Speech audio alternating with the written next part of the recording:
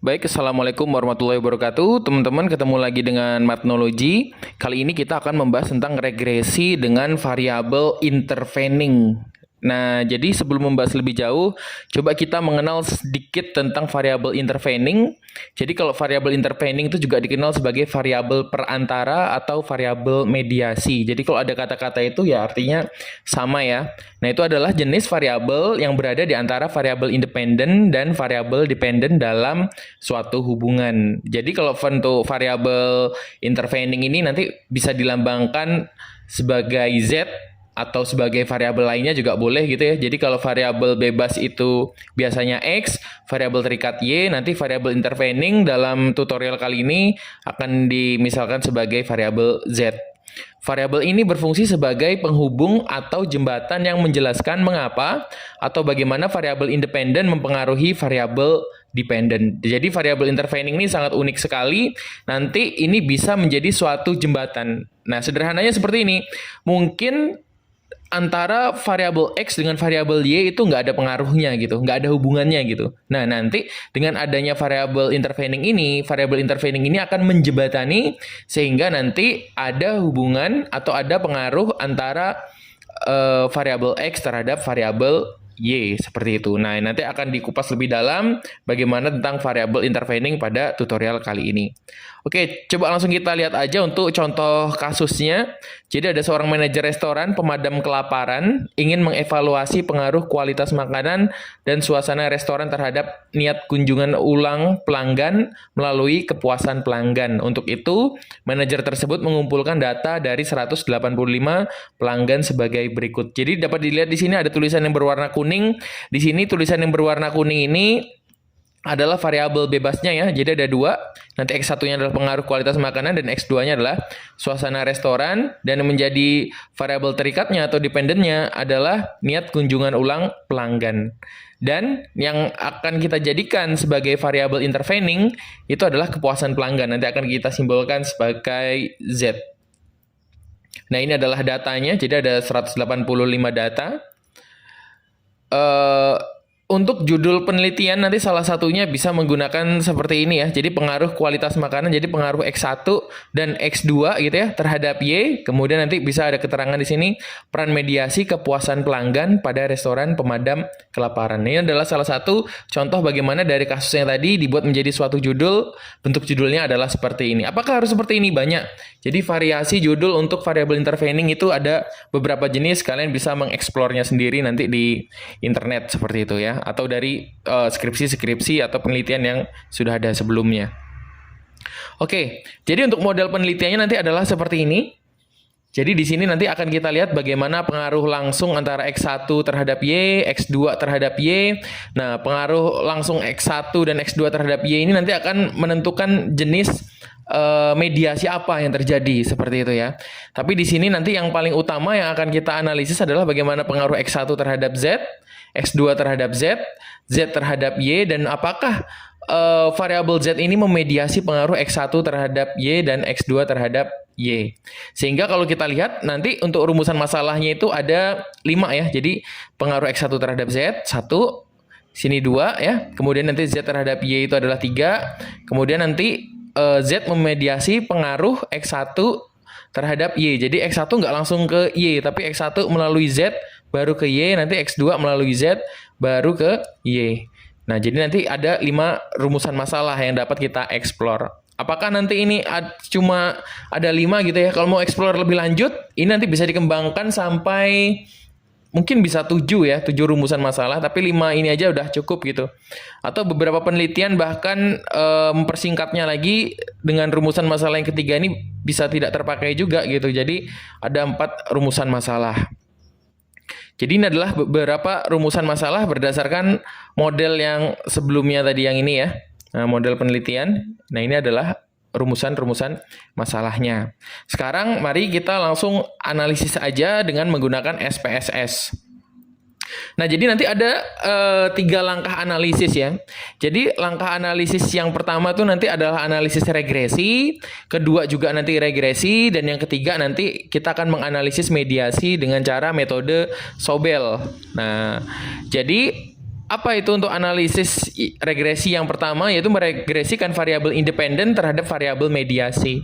Artinya apa? Artinya tadi kita punya dua variabel bebas, yaitu X1 dan X2 nanti akan menjadi variabel independen, dan variabel dependennya itu nanti adalah kepuasan pelanggan, yaitu variabel interveningnya.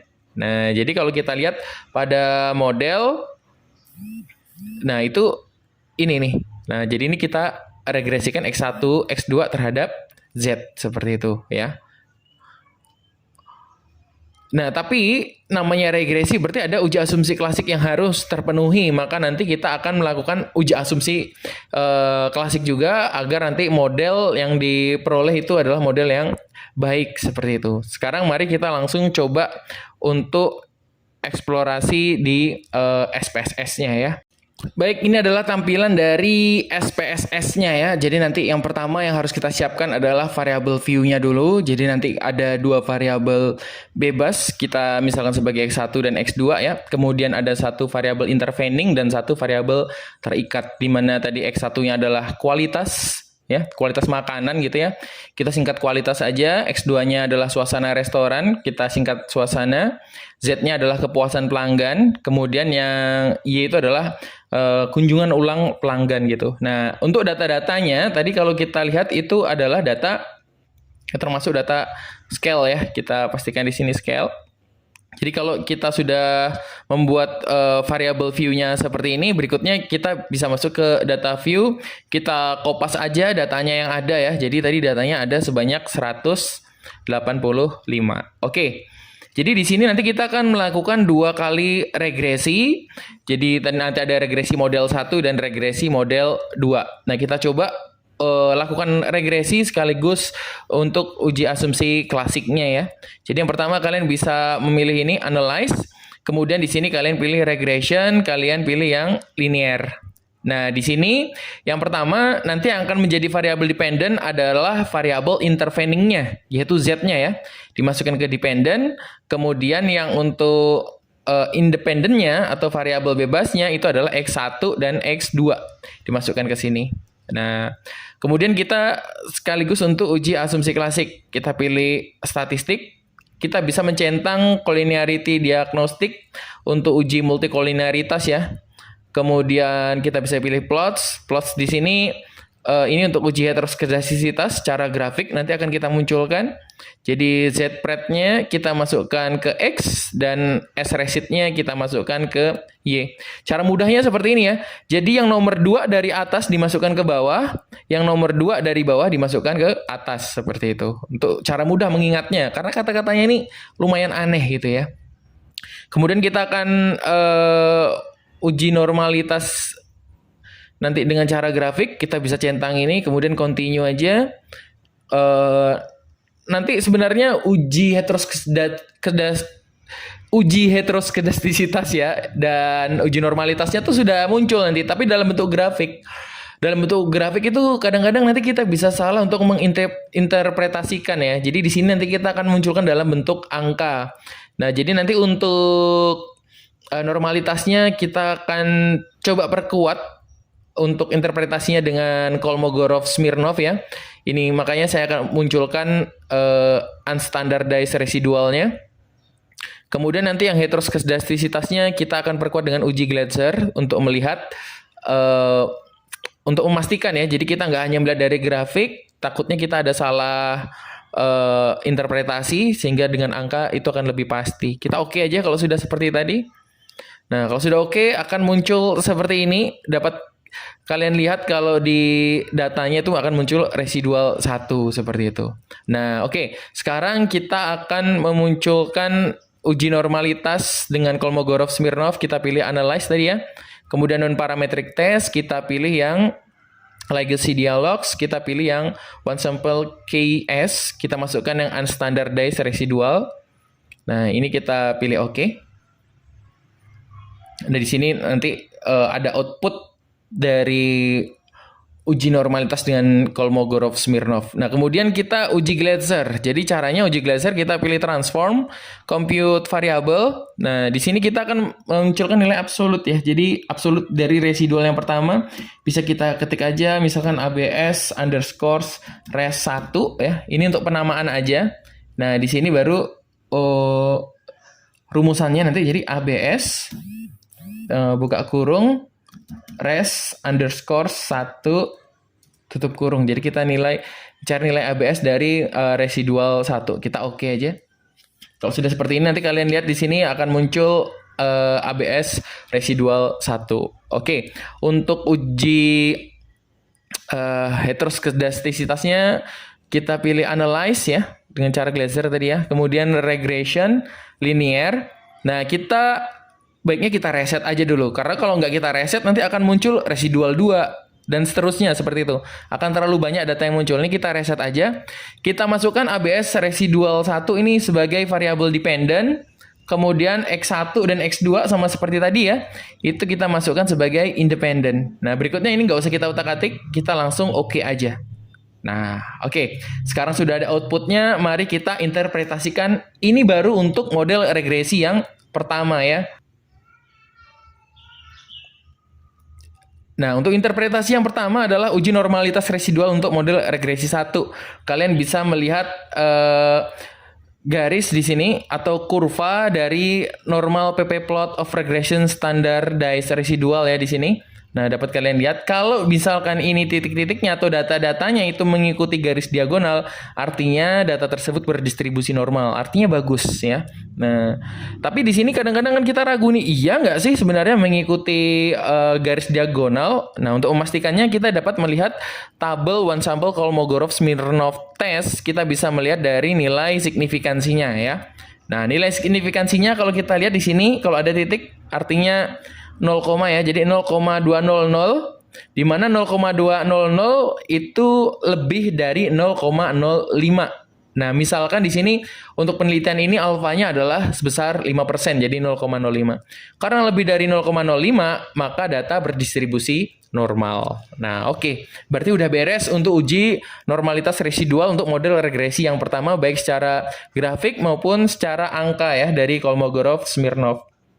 Berikutnya yang akan kita lihat adalah untuk asumsi klasik multikolinearitas.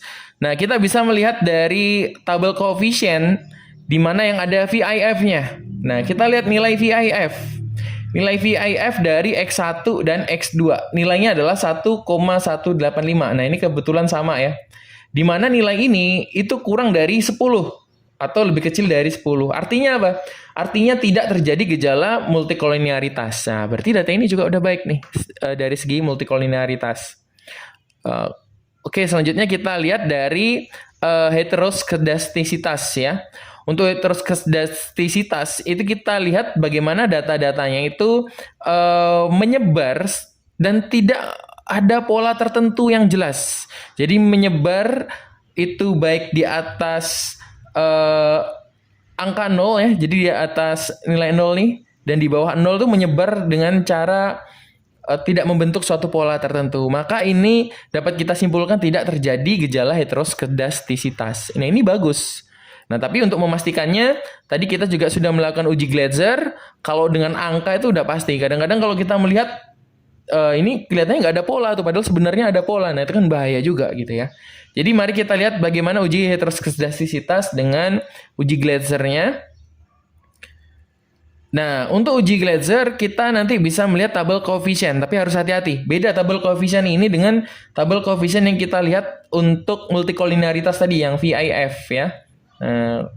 Sama yang ini beda ya. Bedanya dari mana? Kalian bisa melihat dari dependent variabelnya. Nah, itu kepuasan. Kalau yang tadi ABS residual 1 itu yang menjadi dependent variabelnya. Dan ini tadi sudah saya reset ya, sehingga tidak ada muncul VIF-nya di koefisiennya. Nah, ini dapat kita lihat. Dengan uji Glasser kita bisa lebih yakin bahwa ini tidak terjadi heteroskedastisitas. Bagaimana caranya? Nah, kita bisa melihat nilai signifikansi ini. Kalau nilai signifikansinya lebih dari 0,05 artinya tidak terjadi masalah heteroskedastisitas. Nah, ini nilainya adalah 0,765 dan 0,167. Artinya data ini juga bagus nih dari segi heteroskedastisitas tidak terjadi ya. Oke, artinya ini asumsi klasiknya semua sudah terpenuhi. Sekarang kita bisa menjawab untuk rumusan masalah. Ingat tadi rumusan masalahnya ada 5 ya. Jadi dari model regresi 1 ini nanti kita bisa menjawab 2 rumusan masalah, yaitu bagaimana pengaruh X1 terhadap Z dan pengaruh X2 terhadap Z. Nah, oke. Yang pertama, pengaruh X1 terhadap Z, kita bisa melihat pada tabel koefisien. Tabel ini sama seperti tabel yang kita lihat pada uji asumsi klasik multikolinearitas tadi ya. Nah, yang kita lihat adalah nilai signifikansinya. Nah, kalau nilai signifikansinya kurang dari 0,05, artinya terjadi pengaruh yang signifikan. Ya, jadi X1 mempengaruhi Y secara signifikan. Sorry, bukan Y, tapi mempengaruhi Z secara signifikan. Ada data ini 0,01, kan kurang dari 0,05 ya. Nah, artinya terjadi pengaruh yang signifikan dari X1 terhadap Z. Oke, yang kedua kita bisa menjawab rumusan masalah yang kedua dari interpretasi model regresi yang pertama, yaitu pengaruh X2 terhadap Z. Ya, kita dapat melihat nilai signifikan ya, di mana X2-nya adalah suasana restoran ya, kemudian ini kepuasan pelanggan sebagai interveningnya atau Z-nya, nilainya juga 0,01 nih. 0,01 artinya itu kurang dari 0,05. Nah, kalau kurang dari 0,05 artinya terjadi pengaruh yang signifikan. Jadi X2 mempengaruhi secara signifikan terhadap Z, seperti itu. Oke, jadi untuk model regresi yang pertama itu tadi interpretasi yang bisa kita peroleh ya. Sebenarnya masih bisa lagi nanti kayak uji determinansi dan lain sebagainya. Tapi ini kita ungkapkan yang penting-penting aja dulu untuk menjawab rumusan masalah. Untuk yang lainnya nanti kalian bisa explore sendiri ya. Kemudian kalau sudah seperti ini belum selesai teman-teman. Ini baru model regresi yang pertama. Nah, sekarang kita akan masuk ke model regresi yang kedua. Di mana untuk model regresi yang kedua, nanti yang menjadi variabel bebasnya itu adalah X1, X2, dan Z. Dan yang menjadi variabel terikatnya adalah Y. Jadi bisa dibedakan ya. Tadi model regresi yang pertama, Z-nya jadi variabel terikat, Y-nya nggak ada tuh. Nah, sekarang Z-nya jadi variabel bebas ya. Kemudian yang jadi variabel terikatnya adalah Y. Nah, ini sama seperti tadi, maka di sini harus ada uji asumsi klasik yang terpenuhi untuk memastikan bahwa model regresinya ini adalah model regresi yang baik seperti itu. Sekarang mari kita kembali ke SPSS. Baik, ini adalah tampilan SPSS-nya teman-teman. Jadi ini sama persis langkahnya seperti tadi ya. Jadi kita mulai dari regresi, jadi analyze, regression, linear ya. Ini kita masuk, ini ABS residual yang tadi ini kita keluarkan ya. Ini kita keluarkan aja. Sekarang yang menjadi dependent variabelnya itu adalah kunjungan, yaitu Y.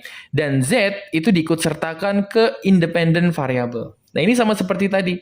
Kita bisa pilih statistik, kita munculkan multikolinearitasnya dengan cara klik collinearity diagnostiknya, continue, kemudian plots, kita munculkan heteroskedastisitasnya, kurve grafiknya ya.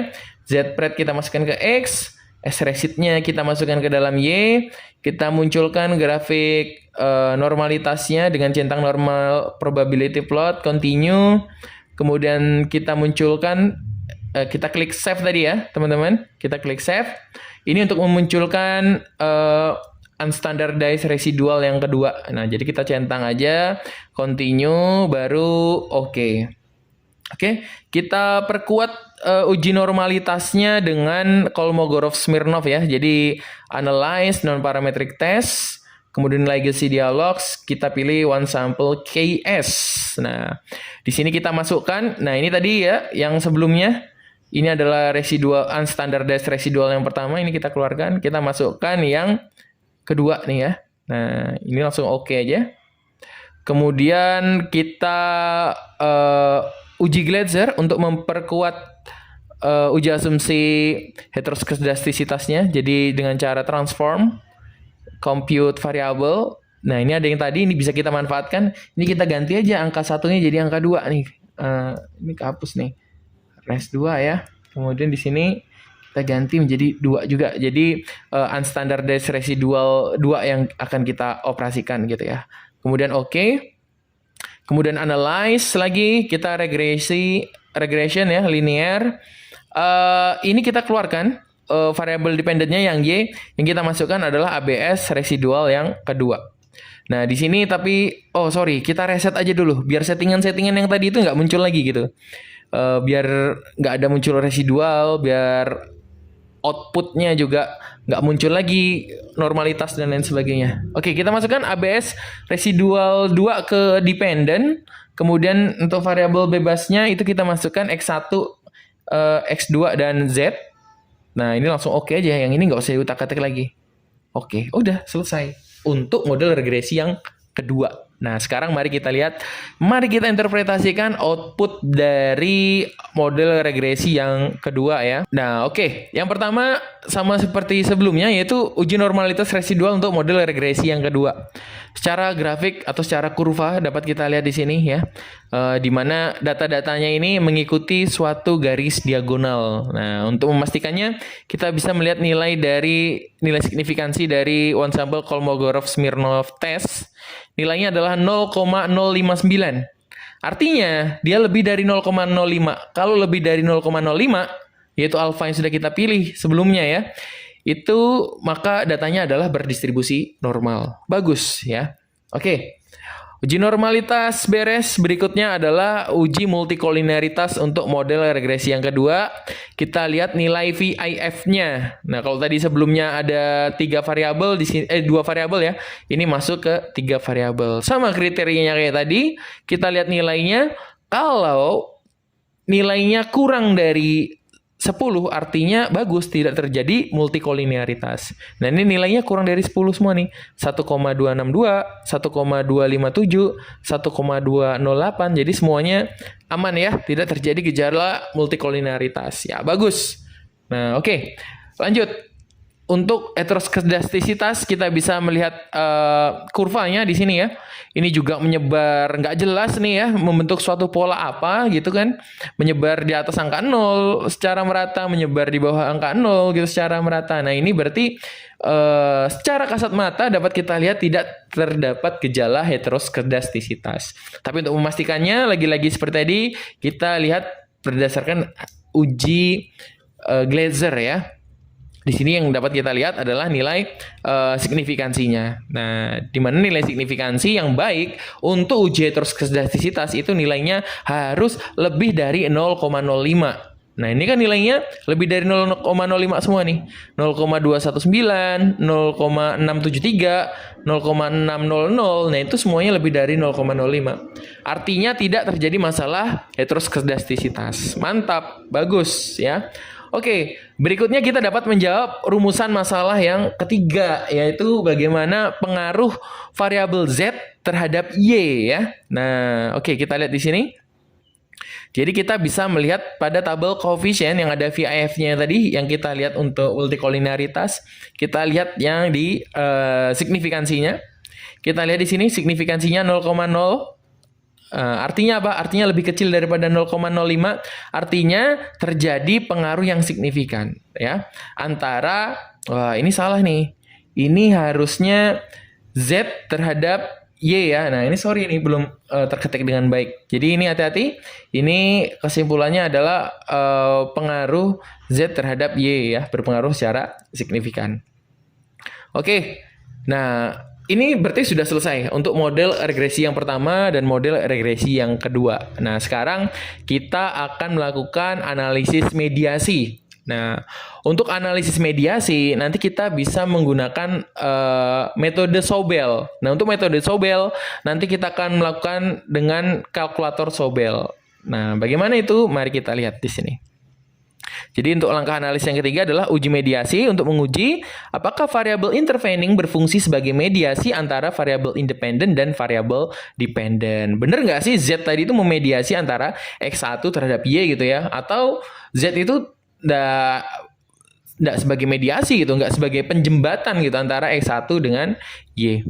Nah, untuk uji Sobel kita dapat memanfaatkan situs ini ya, www.quantizz quantspy.org/sobel/sobel.htm ya. Nah, di sini nanti dapat kalian lihat inilah untuk kalkulator Sobel. Nanti di sini kita akan memasukkan nilai A, B, SA, SB, apa itu ya. Nah, kemudian kalau sudah kita masukkan nilainya, nanti tinggal kita calculate aja ya. Nah, oke. Untuk memasukkan nilai-nilainya ya teman-teman, kalian nanti bisa memanfaatkan untuk model regresi yang pertama dan model regresi yang kedua. Kita lihat pada tabel koefisien. Tabel koefisiennya itu adalah yang ada VIF-nya, ya. Yang ada VIF-nya. Nah, ini sudah saya kasih tanda berdasarkan warna ya. Jadi untuk nilai A itu adalah unstandardized pengaruh kualitas terhadap kepuasan. Jadi X1 terhadap Z ya. Kemudian untuk nilai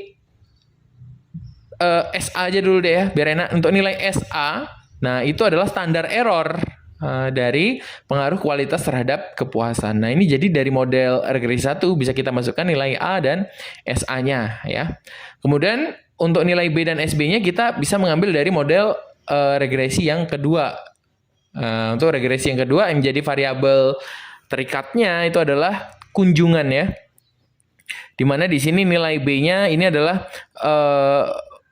pengaruh kepuasan terhadap kunjungan, nilai B-nya adalah 0,7. Oh, kebalik nih ya. Waduh, ini harusnya 0,741 teman-teman. Nah, nanti silakan dibenerin ya. Ini salah ketik nih. Nanti silakan dibenerin, nanti dilihat berapa nilainya. Nanti akan saya bimbing gimana caranya. Kemudian untuk nilai SB-nya yang ini ya, standar errornya 0,051. Wah, ini bahaya nih kebalik. Ya mudah-mudahan nanti hasilnya tidak terlalu jauh gitu ya, mudah-mudahan. Nanti yang penting kalian tahu nanti gimana cara membaca hasil dari kalkulator Sobel.